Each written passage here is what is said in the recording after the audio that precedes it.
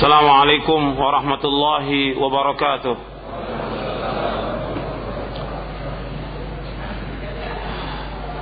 Innal hamdalillah nahmaduhu wa nasta'inuhu wa nastaghfiruh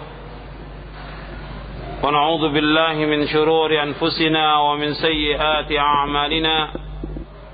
Man yahdihillahu fala mudilla lahu wa man yudlil fala hadiya lahu. أشهد أن لا إله إلا الله وحده لا شريك له وأشهد أن محمدا عبده ورسوله يا أيها الذين آمنوا اتقوا الله حق تقاته ولا تموتن إلا وأنتم مسلمون يا أيها الناس اتقوا ربكم الذي خلقكم من نفس واحدة وخلق منها زوجها وبث منهما رجالا كثيرا ونساء واتقوا الله الذي تساءلون به والأرحام إن الله كان عليكم رقيبا يا أيها الذين آمنوا اتقوا الله وقولوا قولا سديدا يصلح لكم أعمالكم ويغفر لكم ذنوبكم ومن يطع الله ورسوله فقد فاز فوزا عظيما أما بعد فإن أصدق الحديث كتاب الله وخير الهدي هدي محمد صلى الله عليه وعلى آله وسلم وشر الأمور محدثاتها وكل محدثة بدعة وكل بدعة ضلالة وكل ضلالة في النار. Ayolah ikhwah, a'azakumullah. Kepada bapak, ibu-ibu, ikhwan dan akhwat yang dimuliakan Allah, alhamdulillah kita bersyukur kepada Allah Subhanahu wa taala atas segala nikmat yang Allah karuniakan kepada kita. Nikmat iman, nikmat Islam, nikmat sunnah, nikmat diberikan kesehatan dan afiah. Kita bersyukur kepada Allah Subhanahu wa taala atas segala nikmat dan kita memohon selalu kepada Allah Subhanahu wa taala agar kita menjadi hamba-hamba Allah yang bersyukur. Bapak, ibu-ibu dan saudara-saudara sekalian yang dimuliakan oleh Allah, pada ikhwan dan akhwat yang dimuliakan oleh Allah, alhamdulillah pada hari ini, pada hari Senin tanggal 27 Rajab 1427 Hijriah atau tanggal 21 Agustus 2006, kita berkumpul di Masjid Al-Barakah di Keranggan untuk mengkaji buku Syarah Aqidah Ahlussunnah wal Jamaah yang saya susun. Dari buku ini kita akan bahas tidak seluruhnya, tapi ada poin-poin yang kita bahas yang insyaallah banyak manfaatnya untuk kita semua. Ayolah ikhwah, a'azakumullah. Kita membahas tentang akidah Ahlussunnah wal Jamaah karena masalah ini merupakan masalah yang penting yang harus terus kita kaji, yang harus terus kita bahas, yang harus terus kita ulang-ulang. Karena masalah ini merupakan masalah pokok, masalah prinsip yang wajib diyakini oleh setiap muslim dan muslimah. Kita bahas akidah Ahlussunnah karena akidah adalah perkara yang amat penting dan kewajiban yang paling besar yang harus diketahui oleh setiap muslim dan muslimah. Masalah akidah kita bahas karena sempurna dan tidaknya amal kita tergantung dari akidah yang benar dan tidak. Artinya kalau akidah itu benar, maka akan sempurna ibadah kita kepada Allah Subhanahu wa taala. Kalau akidah kita tidak benar, maka tidak sempurna ibadah kita kepada Allah Subhanahu wa taala. Bahkan dijelaskan oleh Syekh Abdurrahman bin Nasir As-Sa'di dalam kitabnya Al-Qaulus Sadid fi Maqasid Tauhid. Beliau menjelaskan bahwasanya diterimanya amal kita dan tidaknya itu tergantung daripada tauhid kita kepada Allah Subhanahu wa taala. Kalau tauhid kita benar, maka akan diterima oleh Allah Subhanahu wa taala. Kalau tidak benar, maka tidak akan diterima oleh Allah Subhanahu wa taala. Beliau menjelaskan demikian. Kemudian Ikhwani fid din dan akhwat fillah azakumullah, bahwa masalah akidah merupakan masalah yang harus terus dibahas. Karena baiknya umat ini tergantung daripada akidahnya. Kalau umat ini akidahnya baik, insyaallah Allah akan memberikan kemuliaan kepada umat Islam. Kalau akidah mereka benar, maka umat Islam ini akan diberikan izzah, kemuliaan. Tapi kalau akidah mereka tidak benar dan juga mereka tidak mengikuti Rasulullah SAW, maka mereka tidak akan mendapatkan kemuliaan. Sebagaimana sabda Rasulullah SAW, وَجُعِلَ الذِّلَّةُ وَالصَّغَارُ عَلَى مَنْ خَالَفَ أَمْرِي. Dijadikan kerendahan dan kehinaan bagi orang-orang yang menyalahi perintahku, yaitu menyalahi perintahnya Rasulullah SAW.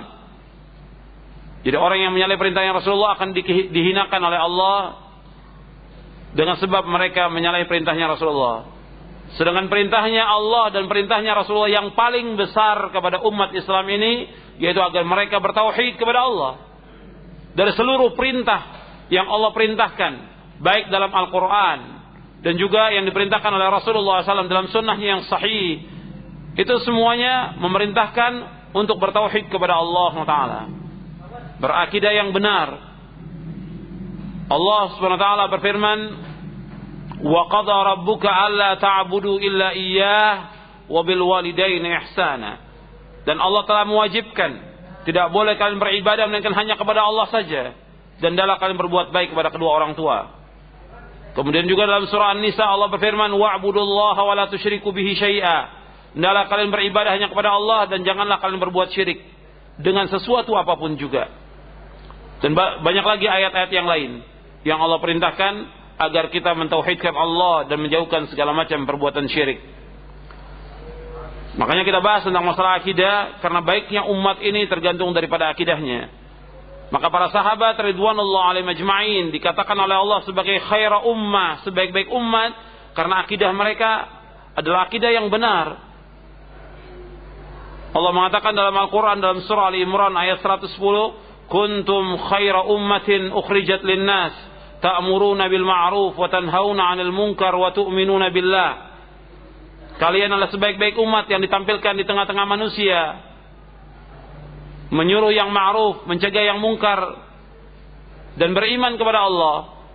Dikatakan khaira ummah karena para sahabat ridwanullah menyuruh yang baik, menyuruh yang ma'ruf, dan sebesar-besar ma'ruf adalah mentauhidkan Allah, menjauhkan syirik.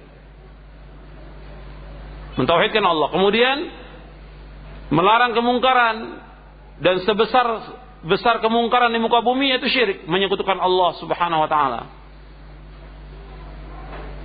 Maka umat Islam akan diberikan kemuliaan dan kejayaan apabila mereka mengikuti jejak salafus saleh dalam berakidah yang benar, bermanhaj yang benar, beribadah yang benar, berakhlak yang benar. Maka mereka akan dimuliakan oleh Allah Subhanahu wa taala. Kemudian ma'asyiral muslimin rahimakumullah, bahwa problem yang paling besar yang dihadapi dari semua problem oleh umat ini, yang paling besar masalah akidah.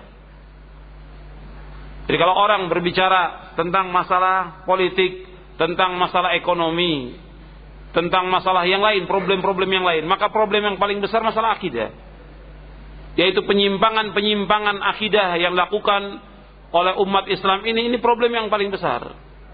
Makanya harus mereka dikembalikan kepada akidah yang hak. Kalau akidah ini hak, benar, mengikuti jejak salafus saleh, maka mereka pun akan mendapatkan kebaikan, mendapatkan rahmat, mendapatkan barakah dari Allah Subhanahu wa taala. Tapi kalau mereka menyimpang, maka yang datang adalah malapetaka, seperti yang kita lihat sekarang ini. Umat ini menyimpang dari akidah yang hak, akidah yang benar.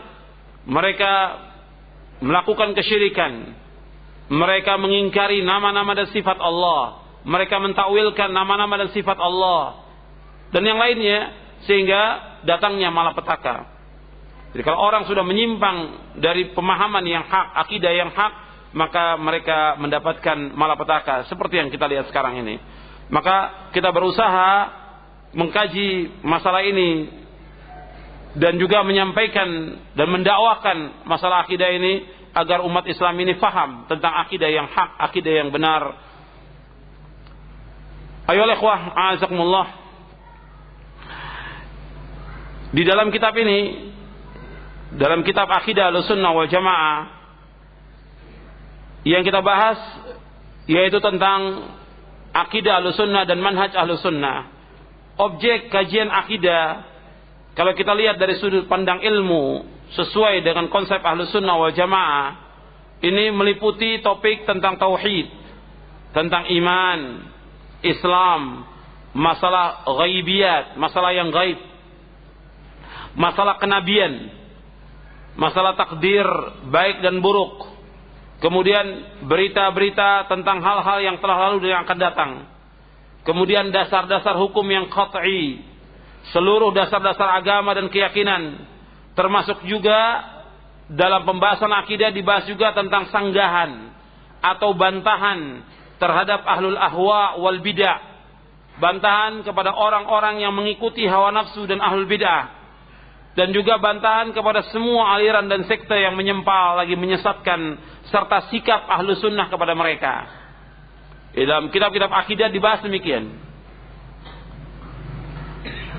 Jadi akidah bukan sekedar membahas tentang masalah tauhid, iman, Islam, masalah ghaibiyat, kenabian, takdir, tapi juga membahas tentang dasar-dasar hukum yang qat'i dan juga seluruh dasar agama dan keyakinan, termasuk juga bantahan atau sanggahan kepada ahlul bid'ah.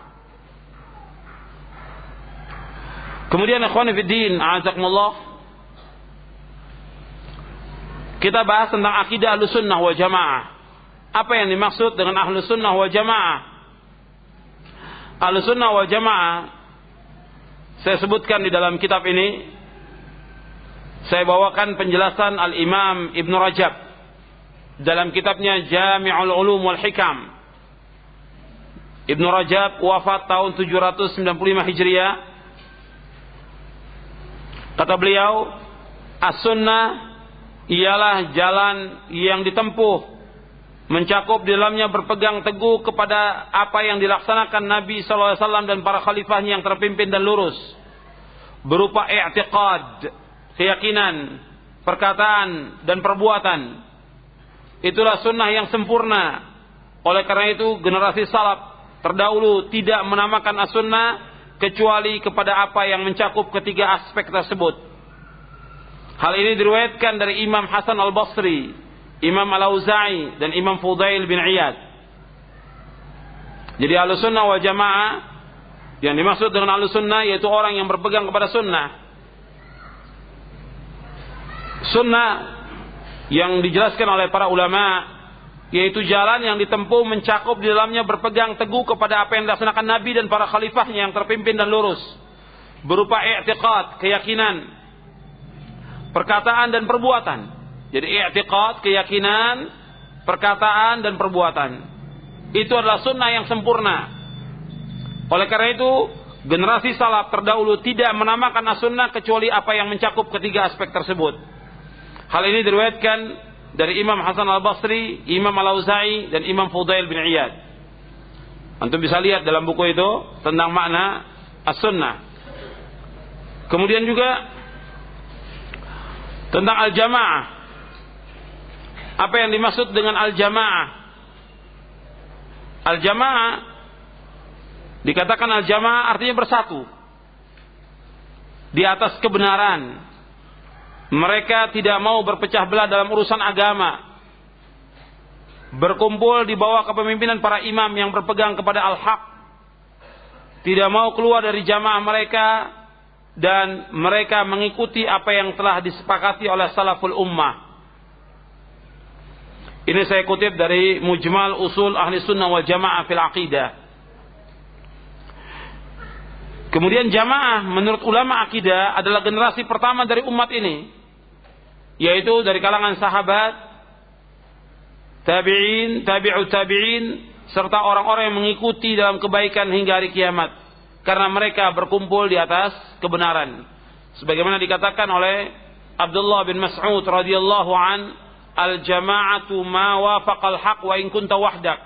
Jamaah itu adalah yang sesuai dengan kebenaran meskipun engkau sendiri. Yang dikatakan jamaah itu yang sesuai dengan kebenaran. Jadi Ahlussunnah wal Jamaah adalah orang yang mempunyai sifat dan karakter mengikuti sunnah Nabi dan menjauhi perkara-perkara yang baru dan bid'ah dalam agama. Jadi kalau orang menamakan dirinya Ahlussunnah wal Jamaah, maka dia harus berpegang kepada sunnah dan berpegang kepada pemahaman para sahabat ridwanullah alaihim ajma'in.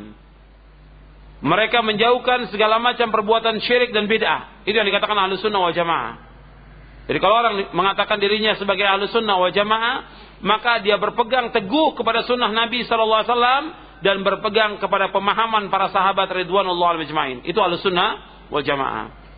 Kalau mereka tetap dalam kesyirikan, mereka berbuat kesyirikan, mengajak orang kepada kesyirikan, kemudian mereka menolak sifat-sifat Allah, atau mereka mentakwil sifat-sifat Allah, kemudian mereka berbuat bid'ah dan mengajak orang kepada bid'ah, tidak bisa dikatakan mereka sebagai Ahlussunnah wal Jamaah. Mereka nggak bisa dikatakan Ahlussunnah wal Jamaah, tapi dikatakan Ahlus Syirik wal Bid'ah, karena mereka mengajak umat kepada kesyirikan. Mereka mengingkari nama-nama dan sifat Allah atau mentakwil sifat-sifat Allah, nggak bisa dikatakan Ahlussunnah wal Jamaah. Atau mereka menisbatkan kepada Asy'ariyah. Asy'ariyah tidak termasuk kepada Ahlussunnah wal Jamaah, karena Imam Abul Hasan Al-Asy'ari awalnya dia memahami pemahaman Mu'tazilah kurang lebih selama 40 tahun. Setelah itu dia keluar dari Mu'tazilah, menetapkan nama-nama dan sifat Allah, kemudian mentakwil. Sebagian ditetapkan, sebagian ditakwil. Setelah itu beliau kembali kepada pemahaman salaf. Kembali kepada pemahaman salaf.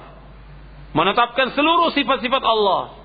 Menetapkan apa yang Allah sifatkan tentang dirinya dalam Al-Quran dan juga dalam sunnah Nabi yang sahih, dan menafikan apa yang Allah menafikan tentang dirinya dan juga yang dinafikan oleh Rasulnya sallallahu alaihi wasallam. Dan beliau menulis kitab. Di antara kitab yang beliau tulis yaitu Al-Ibana an Usulid Diyanah. Kemudian juga Ar-Risalah ila Ahli Tsagar. Itu kitab yang ditulis oleh Imam Abul Hasan Al-Asy'ari.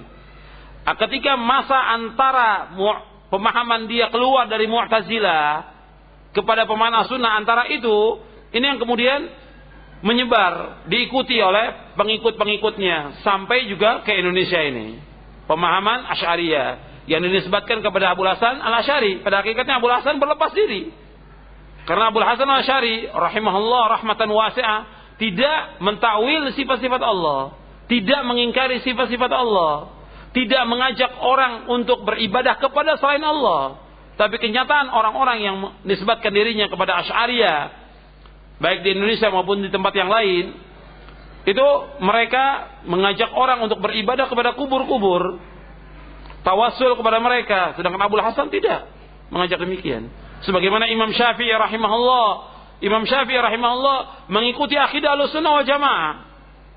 Imam Syafi'i berpegang kepada manhaj salaf. Imam Syafi'i rahimahullah mengajak umat untuk mentauhidkan Allah, menjauhkan segala macam perbuatan syirik. Imam Syafi'i rahimahullah mengajak orang untuk menetapkan sifat-sifat Allah, tidak mentakwil sifat Allah. Imam Syafi'i rahimahullah mengajak orang kembali kepada sunnah Nabi yang sahih dan melarang dari perbuatan bid'ah. Jadi penisbatan orang apakah kepada Syafi'i atau kepada Asy'ari, ini banyak terjadi kekeliruan. Karena itu saya jelaskan dalam buku ini, dalam kitab Syarah Aqidah Ahlussunnah wal Jamaah, saya jelaskan penjelasan para ulama tentang akidah Imam Syafi'i dan juga akidah Abul Hasan Al-Asy'ari rahimahumullahul jami'. Kemudian ikhwani fid din, a'azakumullah, istilah Ahlussunnah wal Jamaah dinamakan juga dalam hadis yang lain dengan istilah At-Taifah Al-Mansurah, golongan yang dimenangkan oleh Allah Subhanahu wa taala. Sebagaimana Rasulullah SAW bersabda, "La tazalu min ummati ummatun qa'imatun bi amrillah la yadurruhum man khazalahum wala man khalafahum hatta ya'tiya amrullah wa hum ala dhalik." Senantiasa ada segolongan dari umatku yang selalu menegakkan perintah Allah. Tidak akan mencelakai mereka orang yang tidak menolong mereka dan orang yang menyelesaikan mereka sampai datang perintah Allah. Artinya tidak akan mencelakai mereka orang yang tidak menolong dan juga orang yang menyelesaikan mereka sampai datang perintah Allah dan mereka tetap di atas demikian. Ini At-Taifah Al-Mansurah, golongan yang ditolong oleh Allah Subhanahu wa taala. At-Taifah Al-Mansurah akan tetap ada. At-Taifah Al-Mansurah, golongan yang ditolong oleh Allah, ini akan tetap ada. Dan nanti At-Taifah Al-Mansurah inilah yang menghadapi orang-orang Yahudi dan mereka yang akan membunuh orang-orang Yahudi. Jadi kalau kita lihat sekarang ini bahwa Yahudi menyerang kaum muslimin, kemudian menyerbu negeri-negeri kaum muslimin, membunuh kaum muslimin, dan sampai hari ini belum ada yang bisa menghadapi mereka. Sampai hari ini sepanjang sejarah yang bisa menghadapi orang-orang Yahudi adalah Rasulullah dan sahabatnya. Sepanjang sejarah yang bisa mengalahkan Yahudi adalah Rasulullah dan para sahabatnya. Maka orang-orang Yahudi ini akan dikalahkan juga oleh siapa? Oleh orang-orang yang mengikuti Rasulullah dan sahabatnya. Jadi orang yang mengikuti Rasulullah dan sahabat, maka mereka akan bisa mengalahkan orang Yahudi. Selama mereka tidak mengikuti Rasulullah dan tidak mengikuti sahabat, mereka tidak akan bisa mengalahkan Yahudi. Makanya Rasulullah menyebutkan kepada para sahabat ridwanullah alaihim ajma'in, la tuqatilunnal yahud. Sungguh akan memerangi Yahudi. Rasul mensabdakan kepada sahabat, sedangkan sahabat sudah meninggal. Dan hadis ini berlaku sampai hari kiamat. La tuqatilunnal yahud. Kalian akan membunuh orang-orang Yahudi. Kalian akan memerangi orang-orang Yahudi. Berarti bagaimana? Hadis ini berlaku untuk siapa? Untuk orang yang mengikuti Rasulullah dan sahabatnya. Kalau umat Islam mengikuti Rasulullah dan sahabatnya, maka mereka akan bisa mengalahkan orang-orang Yahudi. Nah, kalau kita lihat sekarang, mereka membabi buta dan menyerang kaum muslimin. Orang-orang Palestina dan Lebanon itu dihancurkan oleh mereka, diperangi, diserang. Kemudian fatwa para ulama menjelaskan agar seluruh umat Islam, juga terutama untuk di Palestina dan Lebanon, agar kembali kepada kembali kepada akidah yang benar, kembali kepada Quran dan Sunnah ala fahmi salaf. Diajak kembali. Himbauan para ulama mengajak mereka kembali, seluruhnya kembali kepada Al-Quran Sunnah. Kewajiban kita bagaimana? Kewajiban kita sebagai umat Islam menolong kaum muslimin. Wajib menolong kaum muslimin karena mereka muslimin. Apakah yang di Lebanon atau di Palestina, mereka muslimin. Kewajiban kita membantu dengan materi, kemudian mendoakan mereka. Adapun Hizbullah adalah Syiah. Hizbullah Syiah sudah menyempal dari akidah Ahlussunnah wal Jamaah, menyempal dari pemahaman Islam yang benar. Tapi kaum muslimin, rakyat sipil yang menjadi korban adalah muslimin. Kalau muslimin bagaimana? Kewajiban kita sebagai seorang muslim membantu mereka, menolong mereka, mendoakan mereka. Mendoakan mereka. Tapi tetap semua dihimbau untuk kembali kepada Al-Quran wa Sunnah, kepada akidah yang benar. Jangan mereka berbuat syirik kepada Allah, jangan mereka berbuat bid'ah. Itu himbauan para ulama. Jadi kita kembali. At-Taifah Al-Mansurah, nanti mereka akan melawan orang-orang Yahudi. Tentang kapan waktunya kita tidak tahu, tapi akan tetap ada At-Taifah Al-Mansurah. Dan nanti juga umat Islam ini akan dipimpin oleh Imam Mahdi dari keturunan Fatimah, yang namanya sama seperti namanya Rasulullah, yaitu Muhammad bin Abdullah. Dan ketika nanti Nabi Isa turun ke muka bumi ini, maka yang menjadi imam adalah Muhammad bin Abdullah, Imam Mahdi. Ketika Nabi Isa disuruh untuk menjadi imam, Nabi Isa tidak mau. Kata Nabi Isa alaihissalatu wassalam, imamukum minkum takrimatallahi ala hadhil ummah. Imam itu dari kalian, karena kemuliaan Allah atas umat Islam ini. Kemudian Nabi Isa alaihissalatu wassalam membunuh tokohnya Yahudi, pemimpinnya Yahudi, yaitu Dajjal. Nanti Nabi Isa akan bunuh Dajjal, di bab Lut di Palestina. Kemudian setelah itu umat Islam membunuh orang-orang Yahudi. Orang Yahudi bersembunyi di mana saja itu akan dibunuh oleh umat Islam. Apakah di bawah, apakah di balik batu, di balik pohon, semua batu dan pohon akan mengatakan, wahai orang mukmin, di balik saya ada orang Yahudi, kamu bunuh. Semua batu akan mengatakan demikian. Semua pohon akan mengatakan demikian, kecuali pohon Gorqat, karena Gorqat itu pohonnya Yahudi, kata Rasulullah SAW. Jadi At-Taifah Al-Mansurah, golongan yang selamat ini, mereka akan dimenangkan oleh Allah SWT. Tapi tetap Taifah Al-Mansurah, golongan yang selamat ini, golongan yang ditolong oleh Allah, ya mereka berpegang kepada Al-Quran wa Sunnah ala fahmi salaf.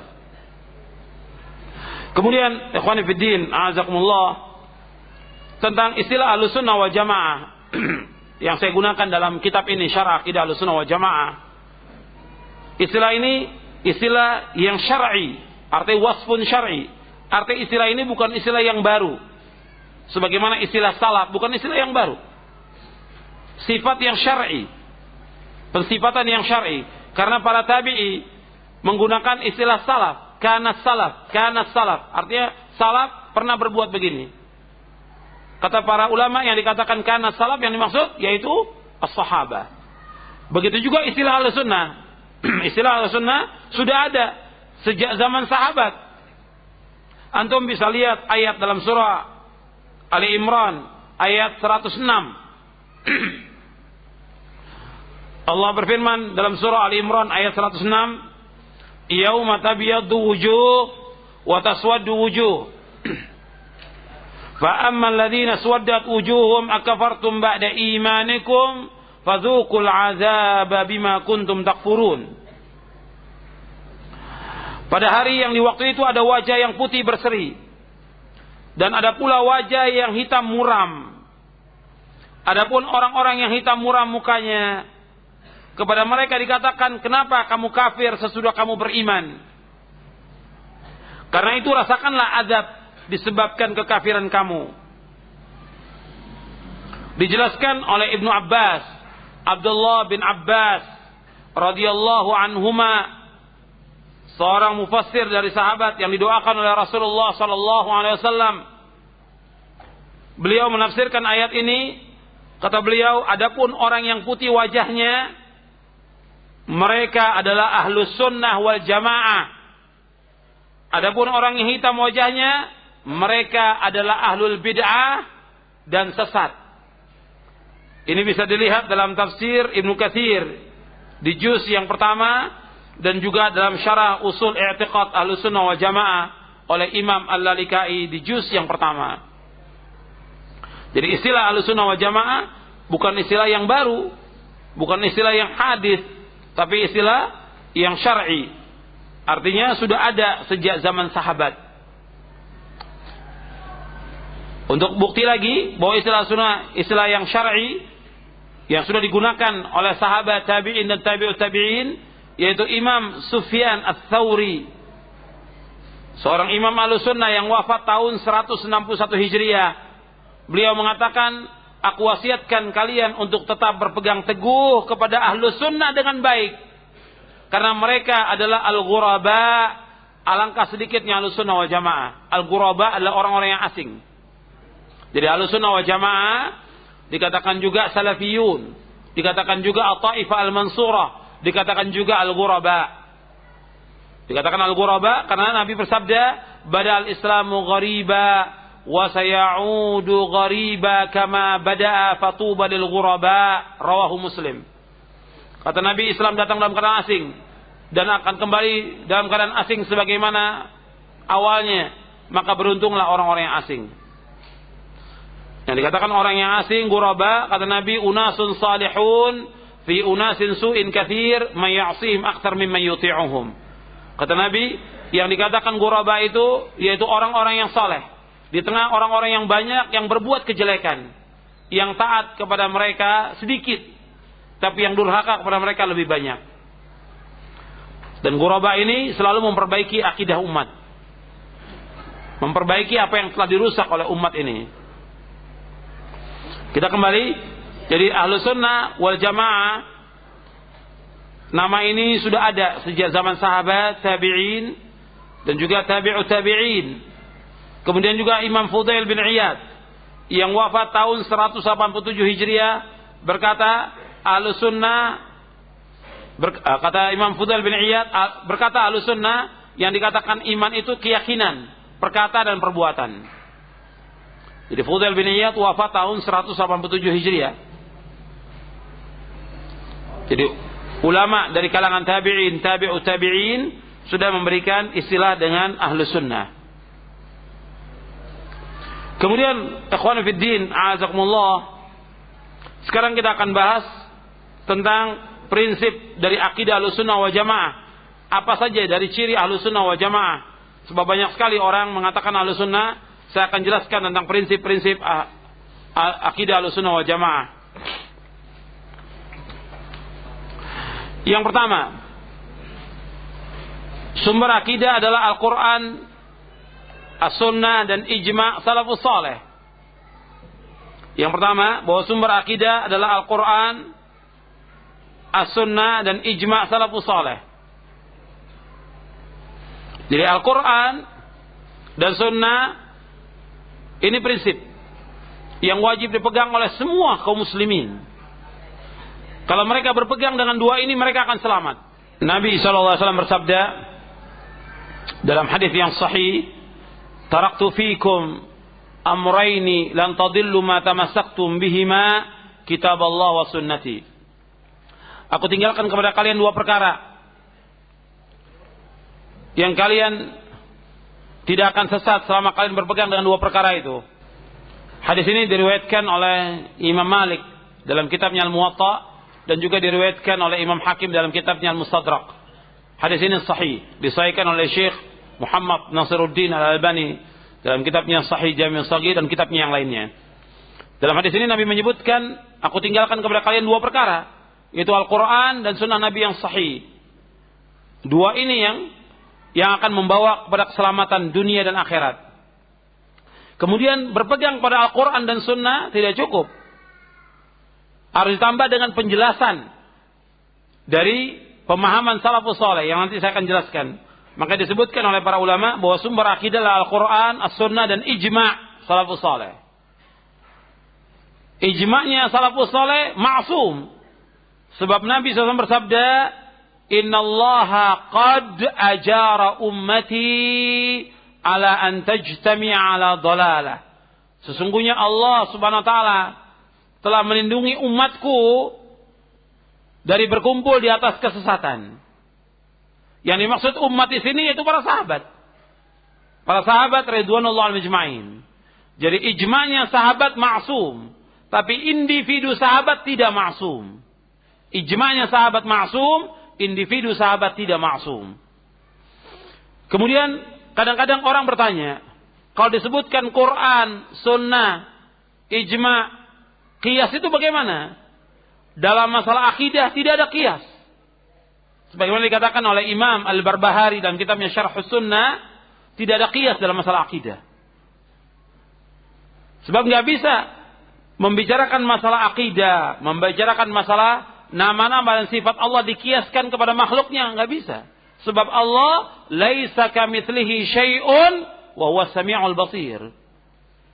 Tidak ada satupun yang sama dengan Allah, dan Allah Maha mendengar dan Allah Maha melihat. Allah tidak akan sama dengan makhluknya. Walam yakun lahu kufuwan ahad. Tidak ada satupun yang setara dengan Allah. Tidak ada satupun yang sebanding dengan Allah. Tidak ada satupun yang sama dengan Allah Subhanahu wa taala. Jadi enggak ada qiyas. Dalam masalah yang lainnya, dalam masalah fikih digunakan, tapi ada ketentuannya, ada kaidahnya. Di saat mana digunakan qiyas itu? Tidak mutlak. Itu dijelaskan oleh para ulama. Jadi ada yang memang orang menggunakan qiyas dalam keseluruhan, ini juga tidak benar. Ada juga yang menolak qiyas secara keseluruhan, ditolak. Seperti Az-Zahiri. Dalam pemahaman Ibnu Hazm Az-Zahiri ditolak qiyas, tidak ada qiyas sama sekali. Ini pun salah. Jadi Ahlus Sunnah menggunakan qiyas dalam hal-hal tertentu. Dalam keadaan tertentu digunakan qiyas, dan itu dibolehkan. Tapi dalam masalah akidah tidak ada qiyas. Kemudian ikhwani fiddin, azakumullah, dari prinsip yang pertama ini antum lihat perbedaan antara Ahlus Sunnah dengan Ahlul Bid'ah. Berbeda antara Ahlussunnah wal Jamaah dan Ahlul Bidah. Kalau Ahlul Bidah, mereka sumbernya kembalinya kepada apa? Sumbernya mereka kembali kepada akal. Seperti Mu'tazilah, Ahlul Kalam, filsafat, mereka menggunakan akal. Kemudian juga sumbernya mereka lagi kasyf. Kasyf itu penyingkapan tabir rahasia. Apakah dengan mimpi atau yang lain, seperti yang digunakan oleh orang-orang tarekat, tasawuf. Ini juga tidak benar. Kemudian juga kalau kita lihat lagi, banyak dari Ahlul Bidah yang mereka menggunakan hadis-hadis yang dhaif, yang lemah dan palsu. Hadis dhaif, hadis yang lemah, hadis yang palsu nggak bisa dijadikan hujjah. Yang dhaif saja nggak bisa dijadikan hujjah, apalagi yang palsu. Dengan akidah Ahlussunnah, Ahlussunnah ini prinsipnya adalah prinsipnya adalah Al-Quran, kemudian sunnah yang sahih dan ijma' salafus saleh. Sedangkan Ahlul Bid'ah, mereka menggunakan akal, kemudian juga filsafat, ilmu kalam, kemudian juga kasyf, ra'yu, pendapat orang, hadis dhaif, hadis palsu. Itu yang digunakan oleh mereka. Jadi berbeda antara Ahlus Sunnah wal Jamaah dengan Ahlul Bid'ah. Kemudian yang kedua, prinsip yang kedua, bahwa sumber akidah, bahwa akidah dibangun di atas taslim. Akidah Ahlussunnah ini dibangun di atas taslim. Artinya kewajiban kita untuk taslim, menyerah diri kepada Allah dengan dasar firman Allah Subhanahu wa taala dalam surah An-Nisa, surah yang keempat, ayat 65. Allah Subhanahu wa taala berfirman, "Fala wa rabbika la yu'minuna hatta yuhakkimuka fima shajara bainahum, thumma la yajidu fi anfusihim harajan mimma qadaita wa yusallimu taslima." Demi Rabbmu, mereka tidak dikatakan beriman sehingga mereka menjadikan kamu sebagai hakim terhadap apa-apa yang mereka perselisihkan. Kemudian mereka tidak mendapati dalam hati mereka rasa haraj, rasa sempit terhadap apa yang kau putuskan, dan mereka tunduk dengan setunduk-tunduknya. Jadi wajib untuk taslim. Jadi antara ciri dari Ahlus Sunnah wal Jamaah, prinsip mereka adalah yaitu bahwa akidah dan ibadah ini dibangun di atas taslim. Artinya menyerah diri kepada Allah dengan mutlak. Sebagaimana Allah berfirman dalam surah An-Nur ayat 51. Antum lihat dalam surah An-Nur surah 24 ayat 51. Allah berfirman, "Innama kana qaulal mu'minina idza du'u ila Allahi wa rasulihi liyahkuma bainahum ay yaqulu sami'na wa ata'na wa ulaika humul muflihun." Sesungguhnya jawaban orang-orang mukmin apabila mereka dipanggil kepada Allah dan Rasulnya agar Rasul mengadili di antara mereka, ucapan mereka, kami mendengar dan kami taat. Sami'na wa ata'na. Kami dengar dan kami taat. Wa ulaika humul muflihun. Dan mereka adalah orang-orang yang beruntung. Kemudian juga Allah berfirman dalam surah Al-Ahzab, surah 33 ayat 36. Bagi yang bawa bukunya, yang itu bisa dilihat di halaman 59. Yang bawa buku Syarah Aqidah Ahlussunnah wal Jamaah di halaman 59. Allah berfirman, "Wa ma kana lil mu'minin wa la mu'minatin idza qada Allah wa rasuluhu amran ay yakuna lahumul khiyaratu min amrihim wa may ya'si Allah wa rasulahu faqad dhalla dhalalan mubina." Dan tidak patut bagi laki-laki yang mukmin dan tidak pula bagi perempuan yang mukmin apabila Allah dan Rasulnya telah menetapkan suatu ketetapan, tidak ada bagi mereka pilihan yang lain tentang urusan mereka. Dan barang siapa yang mendurhakai Allah dan Rasulnya, maka sungguh ia telah sesat dengan kesesatan yang nyata. Jadi kalau sudah datang perintah Allah dan Rasulnya, wajiban kita untuk taslim. Sami'na wa ata'na, taat mutlak. Tidak boleh perintah Allah dan Rasulnya dibantah dengan ra'yu, tidak boleh. Tidak boleh dibantah dengan perasaan. Tidak boleh dibantah dengan qiyas, dengan analogi. Tidak boleh dibantah dengan perkataan seorang syekh, seorang imam, seorang guru, seorang ustaz, tidak boleh. Jadi kalau sudah datang perintah Allah Rasulnya, kewajiban kita untuk taslim. Karena itu dikatakan oleh Imam Muhammad bin Syihab Az-Zuhri yang wafat tahun 124 Hijriah. Imam Az-Zuhri berkata di halaman 58, kata Imam Az-Zuhri, minallahi ar-risalatu wa 'alar rasuli al-balaghu wa 'alaina taslimu. Allah yang menganugerahkan risalah, mengutus para rasul. Kewajiban rasul adalah menyampaikan risalah, dan kewajiban kita adalah tunduk dan taat. Ini dibawakan oleh Imam Bukhari dalam kitab sahihnya, dan juga dijelaskan oleh Al-Hafidz dalam kitabnya Fathul Bari, Syarah Sahih Bukhari di juz yang ke-13. Jadi ikhwan fillah, a'azakumullah, kalau sudah datang nas dari Al-Quran dan Sunnah tentang masalah akidah, tentang masalah nama-nama dan sifat Allah, atau yang lainnya yang berkaitan dengan akidah dan juga berkaitan dengan ibadah yang merupakan perintah Allah dan Rasulnya, kewajiban kita untuk sami'na wa ata'na, taslim, tunduk. Dan ini perbedaan antara Ahlus Sunnah wal Jamaah dengan firqah-firqah yang sesat. Kalau Ahlul Bidah, mereka masih membantah. Sudah jelas nasnya, mereka masih bantah, masih mencari takwilnya.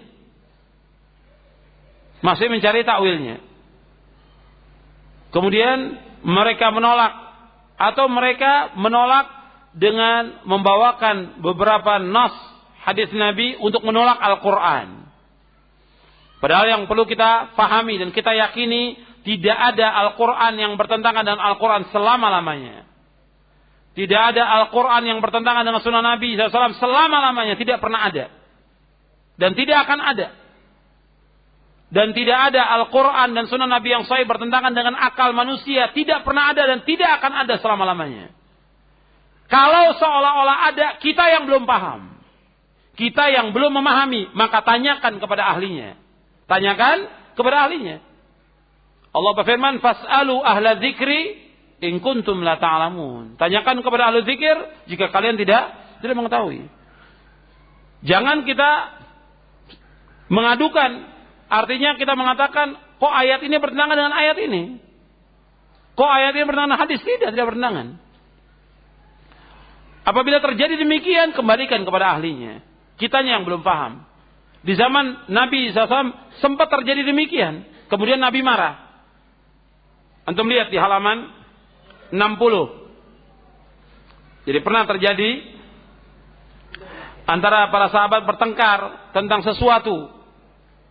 Sampai suara mereka keras. Rasulullah keluar dalam keadaan marah dan merah mukanya.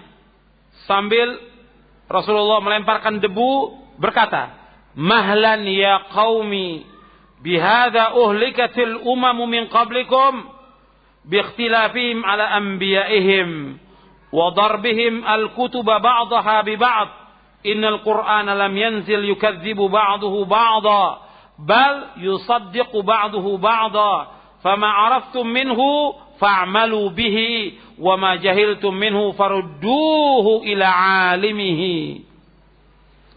Kata Rasulullah, tenanglah wahai kaumku. Tenang wahai kaumku. Sesungguhnya cara bertengkar seperti ini telah membinasakan umat-umat sebelum kalian. Yaitu mereka menyelisihi para nabi mereka.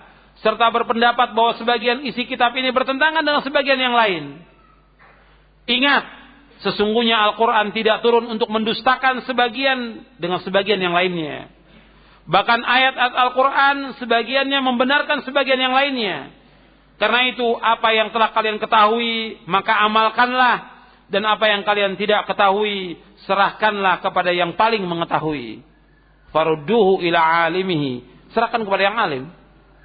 Kepada yang paham tentang Al-Quran dan As-Sunnah.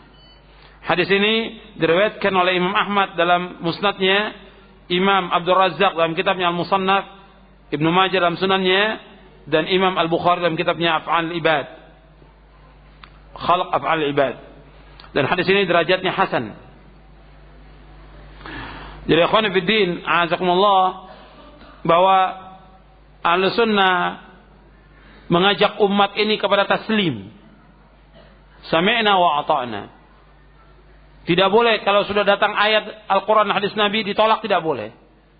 Tunduk. Dan tidak boleh juga mengatakan bahwa ayat ini bertentangan. Ayat ini bertentangan dengan hadis, atau ayat dan hadis ini bertentangan dengan akal, tidak boleh. Tidak ada ayat Al-Quran dan hadis Nabi yang sahih bertentangan antara satu dengan yang lain, dan tidak juga bertentangan akal manusia. Tidak akan ada selama-lamanya. Ya, taslim ini harus ditumbuhkan dalam hati kita. Karena banyaknya terjadi penyimpangan-penyimpangan karena mereka tidak taslim, tidak tunduk dan patuh kepada perintah Allah dan Rasulnya. Kemudian yang ketiga, prinsip yang ketiga, yaitu kita wajib memahami agama ini sesuai dengan pemahaman salaf. Jadi wajib kita memahami Al-Quran dan Sunnah ini dengan pemahaman salaf. Dasarnya apa? Kita wajib memahami Al-Quran dan Sunnah ini menurut pemahaman salaf. Dasarnya yaitu ayat Al-Quran. Allah berfirman, "Fa'in amanu bimithli ma amantum bihi faqad ihtadaw, wa in tawallaw fa innama hum fi shiqaq, fasayakfikahumullah wa huwas samiul alim." Dalam surah Al-Baqarah ayat 137, Allah berfirman, jika mereka beriman sebagaimana kalian beriman. Yang bawa kitabnya itu bisa lihat di halaman 99. Jika mereka beriman kepada apa yang kamu telah beriman kepadanya, sungguh mereka telah mendapat petunjuk. Dan jika mereka berpaling, sungguhnya mereka berada dalam permusuhan. Maka Allah akan memelihara kamu dari mereka, dan dialah yang maha mendengar lagi maha mengetahui. Surah Al-Baqarah ayat 137. Jadi Allah menyebutkan apabila mereka beriman sebagaimana kalian beriman, mereka mendapatkan petunjuk. Jadi Allah menjadikan imannya para sahabat, kata Imam Ibnu Qayyim Al-Jauziyah yang wafat tahun 751 Hijriah, melalui ayat ini Allah menjadikan imannya para sahabat sebagai timbangan, tolak ukur untuk membedakan antara petunjuk dengan kesesatan, antara kebenaran dengan kebatilan. Apabila ahlul kitab beriman sebagaimana berimannya para sahabat, maka sungguh mereka mendapat hidayah, petunjuk yang mutlak dan sempurna. Jika mereka ahlul kitab berpaling tidak beriman sebagaimana berimannya para sahabat, maka mereka jatuh ke dalam perpecahan, perselisihan, dan kesesatan yang jauh. Jadi di sini disebutkan imannya para sahabat sebagai tolak ukur. Kalau mereka beriman sebagaimana mereka beriman, apabila mereka beriman sebagaimana kalian beriman, mereka dapat petunjuk. Jadi umat Islam, mereka akan mendapatkan hidayah dari Allah apabila mereka mengikuti pemahaman salafus saleh, mengikuti pemahaman para sahabat ridwanullah alaihim ajma'in. Mereka akan dapat hidayah, hidayah yang sempurna. Kemudian selanjutnya ayat dalam surah Al-An'am ayat 153. Allah SWT berfirman, wa anna hadha sirati mustaqiman fattabi'uhu wa la tattabi'us subula fatafarraqa bikum an sabilihi dzalikum wassaqum bihi la'allakum tattaqun. Dan bahwa yang kami perintahkanlah jalanku yang lurus, maka ikutilah dia, janganlah kalian mengikuti jalan-jalan yang lain, karena jalan-jalan itu akan mencerai-beraikan kalian dari jalan Allah. Demikian Allah perintahkan agar kalian bertakwa kepada Allah. Antum bisa lihat penjelasan Abdullah bin Mas'ud radhiyallahu an tentang tafsir Rasulullah terhadap ayat ini. Antum lihat di halaman 104. Kata Abdullah bin Mas'ud radhiyallahu an, Rasulullah SAW membuat garis dengan tangannya. Kemudian bersabda, ini jalanku yang lurus. Lalu beliau membuat garis di kanan kirinya. Kemudian bersabda, inilah jalan yang bercerai-berai, jalan yang sesat. Tidak ada satupun jalan tidak ada satupun dari jalan ini kecuali dalamnya terdapat syaitan yang menyeru kepadanya. Selanjutnya beliau membaca firman Allah, dalam surah Al-An'am ayat 153, wa anna hadza sirati mustaqiman fattabi'u, sampai akhir ayat. Riwayat ini diriwayatkan oleh Imam Ahmad dalam musnadnya, Ad-Darimi dalam sunannya, dan Al-Hakim dalam kitabnya Al-Mustadrak, dan juga Imam Al-Baghawi dalam Syarah Sunnah. Dan hadis ini derajatnya hasan. Dan diriwayatkan juga oleh Imam An-Nasa'i dalam tafsirnya, Tafsir An-Nasa'i. Kemudian hadis Nabi SAW bersabda tentang para sahabat, khairun nasi qarni, thumma alladhina yalunahum, thumma alladhina yalunahum.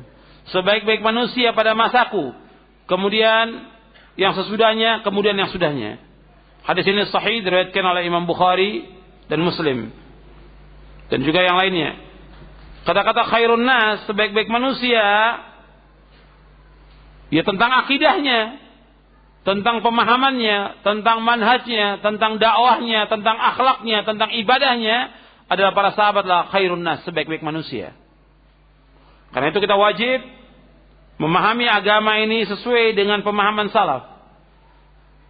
Dan ikhwan fiddin, azakumullah, pemahaman manusia tentang Islam ini bermacam-macam. Karena itu kita wajib mengikuti pemahaman para sahabat ridwanullah alaihim ajma'in. Jadi pemahaman manusia tentang agama ini bermacam-macam.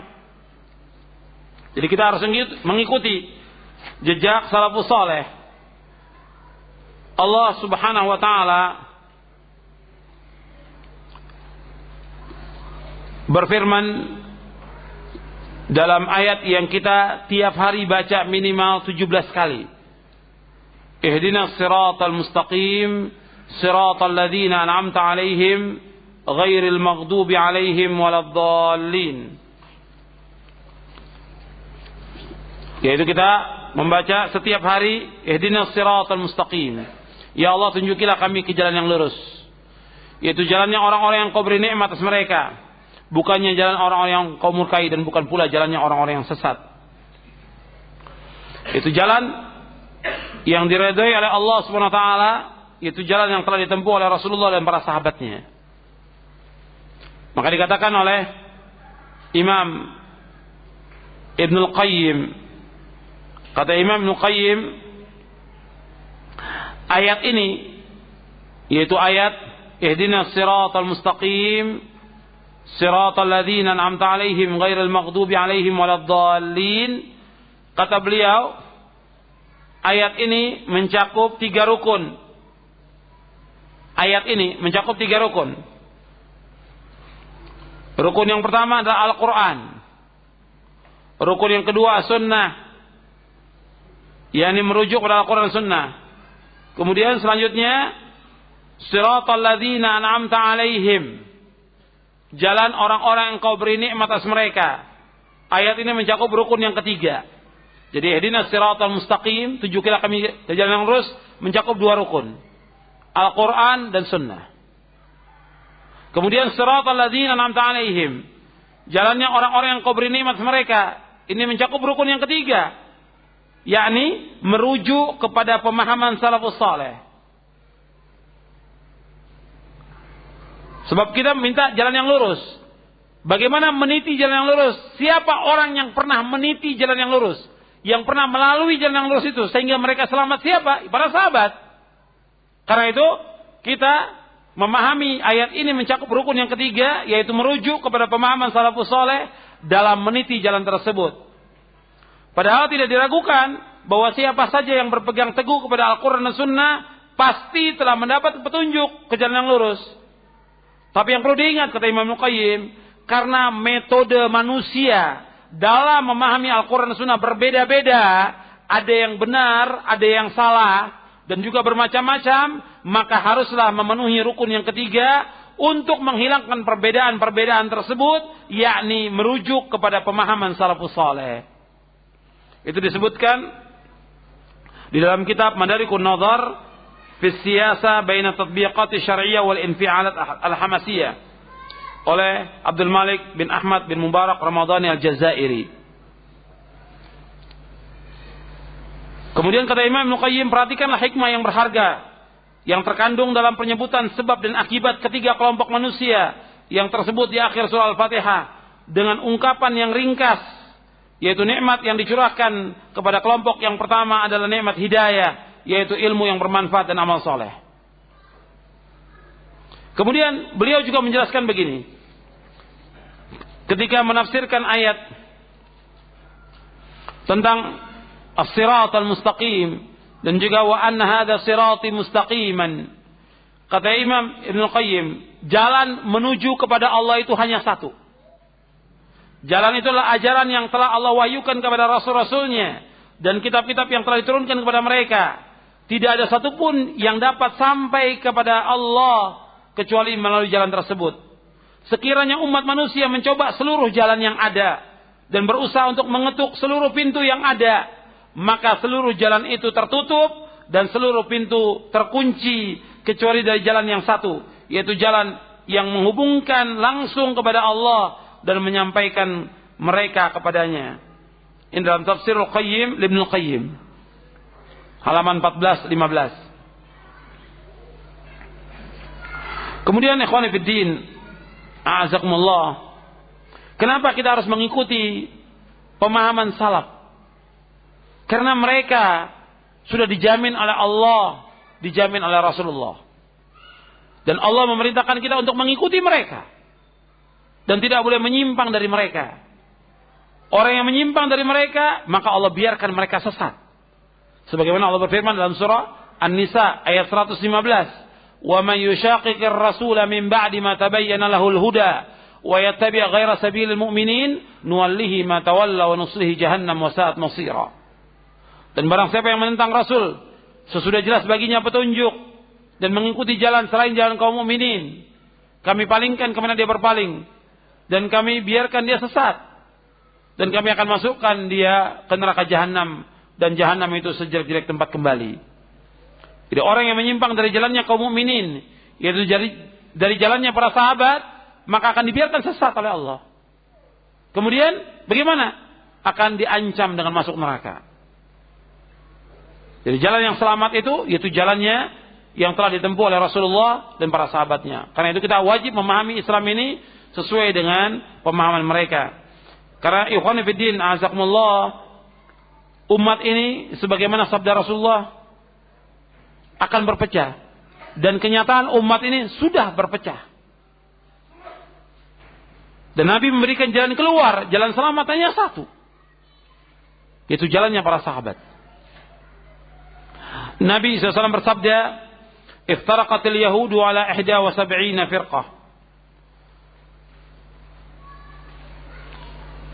وافترقت النصارى على 72 فرقة ف71 في النار وواحدة في الجنة والذي نفس محمد بيده لتفترقن أمتي على 73 فرقة واحدة في الجنة و72 في النار قيل يا رسول الله من هم قال الجماعة."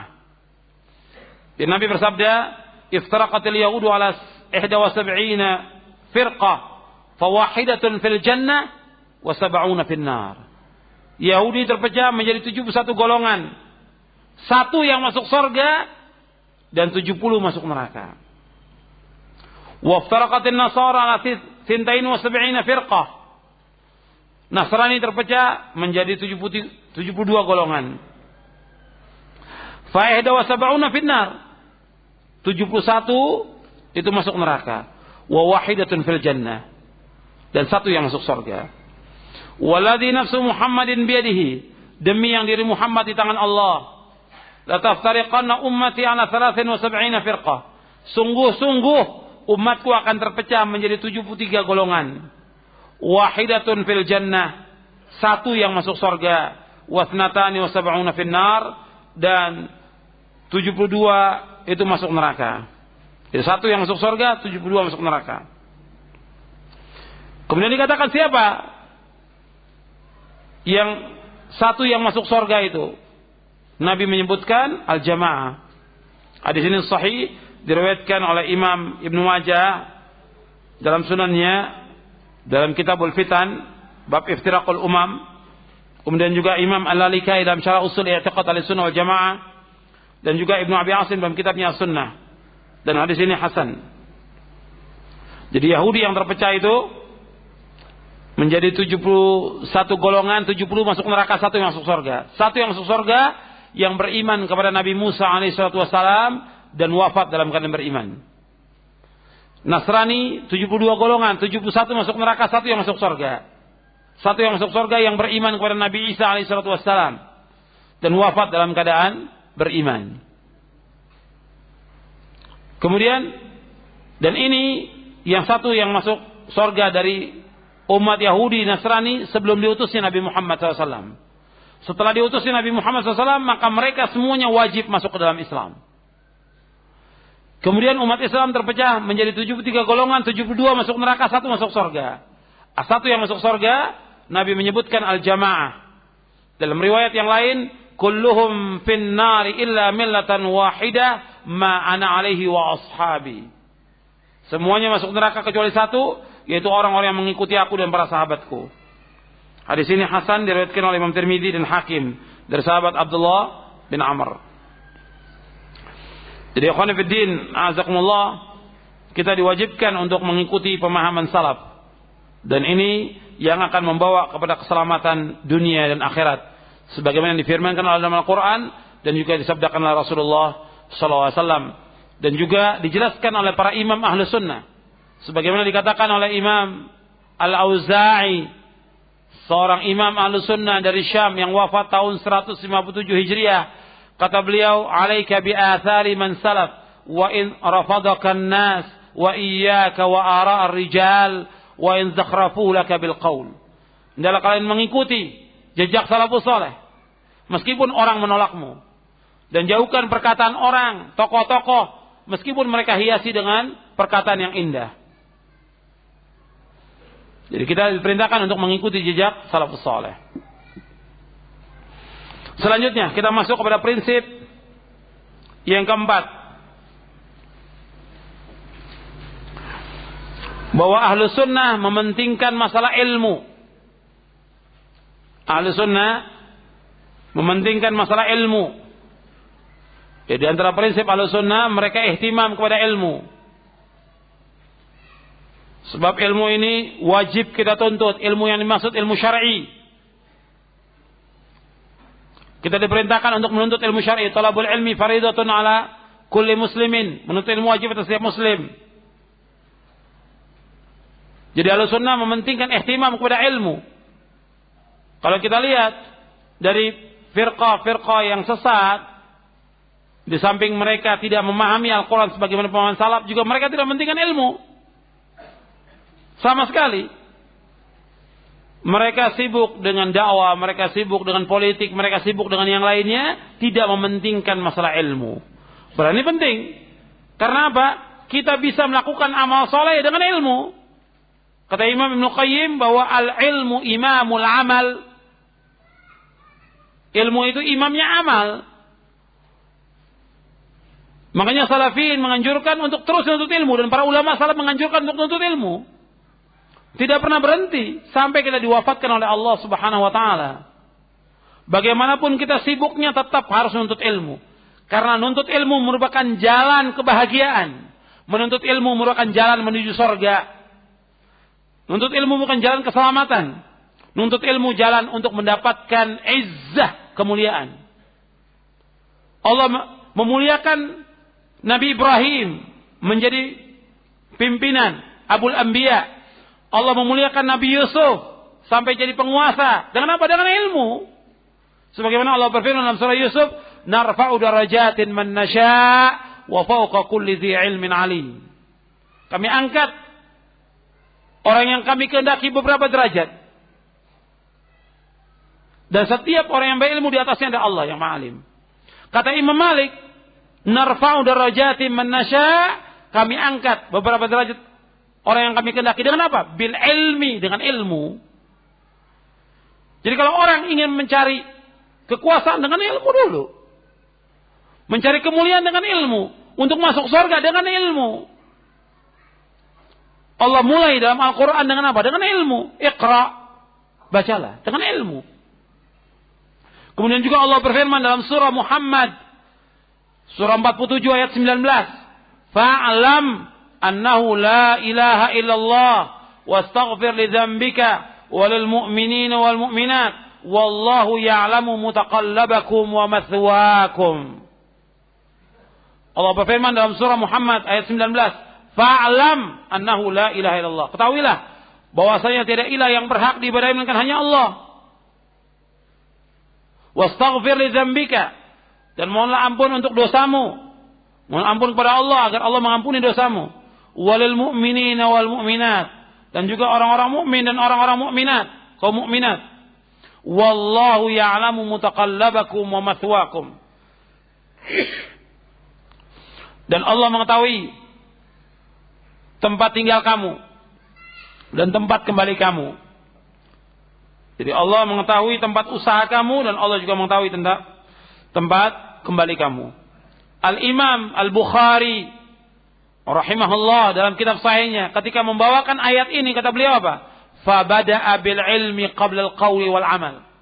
Kata Imam Bukhari di Sahih Bukhari di juz yang pertama di Kitabul Ilmi, kata beliau fabada'a bil ilmi qabla al-qawli wal amal. Allah memulai dalam ayat ini dengan ilmu sebelum berkata dan sebelum berbuat. Dari kalimat apa? Fa'lam, ketahuilah. Dimulai dengan apa? Dengan ilmu. Jadi kita harus belajar ilmu syar'i. Dan salaf itu ihtimam dengan ilmu, tidak sebagaimana ahlul bid'ah, tidak sebagaimana hizbiyyin dan harakiyin, tidak menganjurkan orang untuk menuntut ilmu. Dianjurkan mereka untuk berbuat, dianjurkan mereka untuk berdakwah tanpa ilmu. Bagaimana mereka berdakwah mengajak orang tanpa ilmu? Tidak boleh. Disuruh mereka dibina untuk jadi dai, dibina mereka untuk jadi mubaligh, tapi nggak diberikan ilmu yang mapan, yang cukup, nggak mungkin. Ilmu itu lama waktunya. Sekarang orang dikadar untuk jadi khatib. Kan banyak sekarang kader khatib. Seminggu, 10 hari. Dapat apa 10 hari? Nabi saja 23 tahun. Rasulullah berapa? 23 tahun. Turun wahyu. Ini 10 hari dikadar supaya jadi khatib. 10 hari jadi dai. 10 hari supaya menjadi angkatan mujahid. Bagaimana? Ilmu lebih dahulu. Nggak mungkin orang bisa berdakwah tanpa ilmu. Nggak mungkin dia mengajak umat tanpa ilmu. Bagaimana dia khutbah? Mengajak umat, menyampaikan ilmu kepada umat kalau dia sendiri tidak berilmu. Nggak mungkin. Sebagaimana Allah berfirman di dalam surah Yusuf, surah 12, ayat 108, Allah berfirman, Qul hadhihi sabili ad'u ila Allah ala basiratin ana wa man ittaba'ani wa subhanallahi wa ma ana minal musyrikin. Qul hadhihi sabili, katakanlah ini jalanku. Ad'u ila Allah, aku mengajak manusia ke jalan Allah. Ala basiratin, dengan dasar ilmu dan keyakinan. Ana wa man ittaba'ani, aku dan orang-orang yang mengikuti aku. Wa subhanallah wa ma ana minal musyrikin, dan maha suci Allah dan aku tidak termasuk orang-orang yang berbuat syirik. Jadi berdakwah dengan apa? Dengan ilmu. Mengajak manusia dengan apa? Dengan ilmu. Ala basirah, dengan dasar ilmu dan keyakinan. Ilmu dan keyakinan. Jadi dakwah itu harus dengan ilmu. Dasarnya ilmu. Nggak mungkin bisa orang berdakwah tanpa ilmu. Makanya saya ingatkan juga kepada para da'i, para ustadz, para khatib, khutbah, ilmu. Antum belajar untuk ilmu. Dan terutama kepada para da'i, para ustadz, minimal antum baca 4 jam sehari. Minimal 4 jam. Bagaimana antum dakwah? Antum nggak pernah baca. Sampai Sahih Bukhari juga nggak pernah baca. Muslim nggak pernah baca. Bagaimana mau jadi dai? Bahkan tafsir juga nggak pernah dibaca. Yang dibaca oleh para dai apa sekarang ini? Majalah, koran. Ya gimana dapat ilmu? Ilmu itu ada pada Al-Quran dan tafsirnya. Ilmu itu ada pada sunnah Nabi yang sahih. Itu dibaca. Dan ilmu itu ada pada pemahaman sahabat. Maka dikatakan oleh Imam Ibnu Qayyim, al-ilmu qala Allahu qala rasuluhu qala sahabah.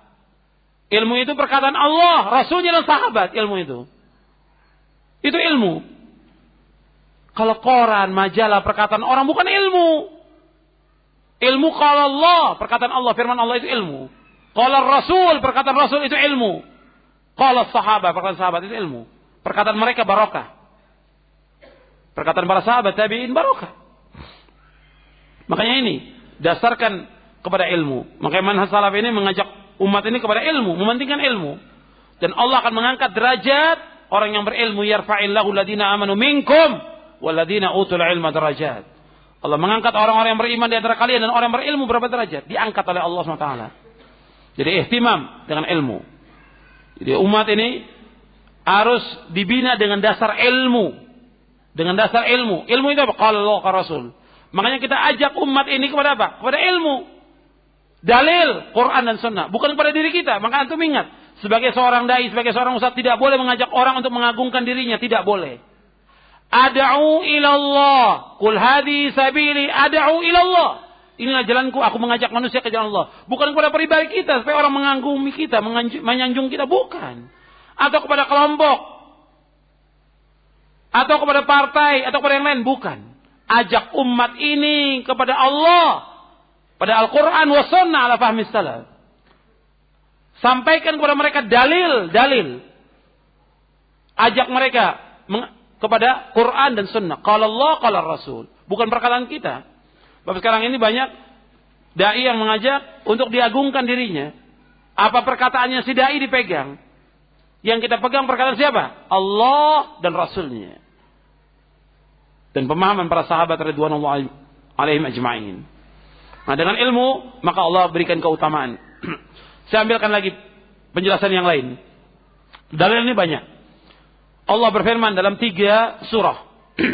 Dalam surah Taubah, dalam surah Al-Fatah, dalam surah As-Saff. Allah berfirman, "Huwallazi arsala rasulahu bil huda wa dinil haqq liyudhhirahu 'ala ad-dini kullih walau karihal musyrikun." Dan Allah yang telah mengutus rasulnya dengan membawa apa? Ilmu. Huwallazi arsala rasulahu bil huda. Petunjuk. Petunjuk ini maksud kata Ibnu Qayyim dan juga kata Syekh Abdurrahman bin Nasir As-Sa'd dalam tafsirnya, yaitu al-huda al-ilmu nafi'. Wa dinil haq, agama yang hak, yaitu al-amalus saleh. Liyudhhirahu 'ala ad-dini kulli, agar Allah tampakkan agama di atas seluruh agama. Walau karihal musyrikun, meskipun orang musyrik tidak menyukai.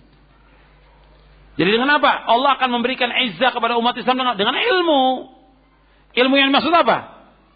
Ilmu syar'i, Quran wa sunnah. Baru Allah akan berikan izzah kepada umat Islam ini. Ya, dasarnya ilmu dan amal saleh, ilmu yang bermanfaat dan amal saleh. Selanjutnya, yang kelima, bahwa prinsip Ahlussunnah wal Jamaah mengajak umat kepada tauhid dan menjauhkan syirik.